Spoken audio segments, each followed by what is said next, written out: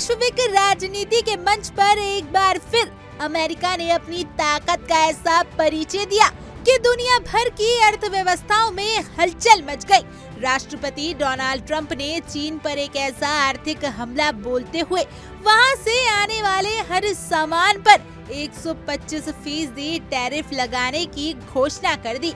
इस चाल से चीन न सिर्फ घिरता नजर आ रहा है बल्कि उसकी ग्लोबल लीडर बनने की महत्वाकांक्षाओं पर भी गहरी चोट लगी है। दरअसल अमेरिका और चीन के बीच लंबे समय से ट्रेड वॉर चल रहा था।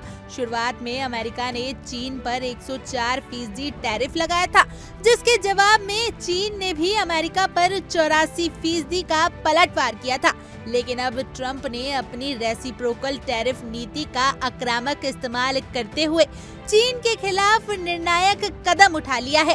ट्रंप ने सोशल मीडिया प्लेटफॉर्म पर ऐलान करते हुए कहा कि अब अमेरिका को लूटने का समय खत्म हो चुका। उनका सीधा आरोप है कि चीन वर्षों से अमेरिकी बाजारों का शोषण कर रहा था और अब उसे इसकी कीमत चुकानी होगी। ट्रंप की नीति के मुताबिक यदि कोई देश अमेरिकी उत्पादों पर टैरिफ लगाता है तो अमेरिका भी उसी उत्पाद में टैरिफ लगाएगा। हालांकि बता दें कि अमेरिका ने अन्य 75 देशों पर लगाए टैरिफ को अगले 90 दिन के लिए रोक लगा दी है, क्योंकि इन देशों ने ना तो कोई जवाबी हमला किया और ना ही अमेरिका के साथ बातचीत से इनकार किया।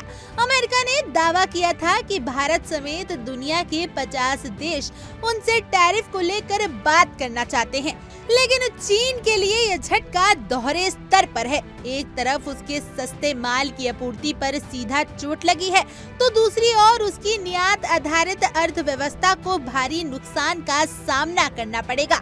अमेरिका के नए टैरिफ से चीनी वस्तुओं की कॉम्पिटिटिव घटेगी और वैश्विक बाजार में उसकी स्थिति कमजोर होगी। ट्रंप के इस कदम से ये भी साफ हो गया कि मौजूदा अमेरिकी प्रशासन चीन को अपना प्रमुख राजनीतिक दुश्मन मानता है। जहां एक और चीन खुद को वैश्विक नेतृत्व के केंद्र में स्थापित करने की कोशिश कर रहा था, वहीं अमेरिका ने उसे अंतर्राष्ट्रीय व्यापार व्यवस्था में अलग थलग करने की योजना पर अमल करना शुरू कर दिया है। दुनिया अब इस टकराव को गहरी नजरों से देख रही है। सवाल सिर्फ व्यापार का नहीं बल्कि वैश्विक सत्ता संतुलन का भी है।